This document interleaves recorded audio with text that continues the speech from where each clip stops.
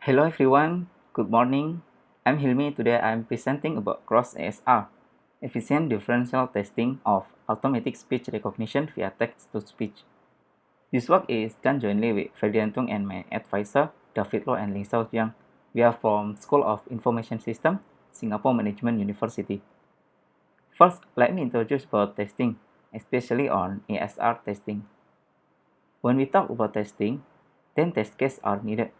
In ASR testing, each test case is represented in the form of an audio file and its corresponding transcription. Nowadays, people build this test case manually by recording a speech and writing its transcription. Unfortunately, building this test case manually is tedious and time-consuming. Thus, we present CrossASR here. CrossASR generates test case automatically by utilizing TTS and cross-referencing ASRs. The test case generation is efficiently guided by failure probability predictor. It's implemented using transformer-based classifier. This is the architecture of CrossASR. The test selection engine receives a text collection or a corpus as an input. The test selection engine will process the text collection and output a text batch, which is a set of selected text.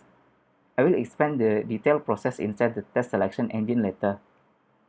Then we have a TTS, a text-to-speech engine that processes the text from the text batch one by one. The TTS will synthesize speech audio from the text. Then we have MASR engines that transcribe the speech into several texts. For each audio, we will have M transcription that correspond to each ASR. Then we put back the result to the test selection engine. Finally, we get the generated test case. Next, I want to explain the important thing inside the test selection engine. Inside the test selection engine, there are two main things, which are differential testing and failure probability predictor. First, I will explain the differential testing. In the previous explanation, the test selection engine has information about input text and ASR transcribed text. The test selection engine performs differential testing by cross-referencing ASR transcribed text to detect incorrect behavior of ASRs. It compares the ASR transcribed text with the input text and considers three possible conditions. In the first condition, all ASR transcribed text match with the input text. This is the example of the first condition. To have a simple input text, we use hello world as an example, and we assume that we have 4 ASRs here. In this example, all ASR transcribed texts are the same with the input text, thus we label them as successful test case.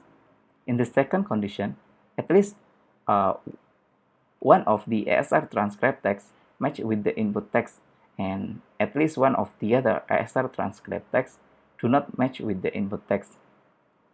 In this example, the first two ASR transcribed texts are the same with the input text, thus we label them as successful test case. In the other side, the last two ASR transcribed texts are different with the input text. I've given an underlined word to the word that is different with the input text. Because it's different with the input text, thus we label them as failed test case. In the third condition, all ASR transcribed texts do not match with the input text, thus we label them as indeterminable test case. Next, I will explain the second important thing inside the test selection engine, which is a failure probability predictor. If you remember the previous explanation, the test selection engine will receive a text collection and output a text batch and output generated test case. Actually, the test selection engine has several iterations. In the first iteration, CrossASR randomly select n number of texts from the text collection to get a text batch. In the subsequent iterations, CrossASR trains classifier using the test case generated in the previous iterations. The classifier is used as a failure probability predictor or FPP. Given a text, the trained classifier will return the probability of the text to be a failed test case. From the remaining text in the text collection, the trained classifier will pick the text with the highest likelihood of leading to failed test case. So the classifier will rank the remaining text in descending order. Then CrossASR select n number of texts as current text batch. CrossASR generates test case until either a target number of failed test case has been reached, or a certain number of iterations has been completed, or the whole text collection has been processed. Here are the experiments.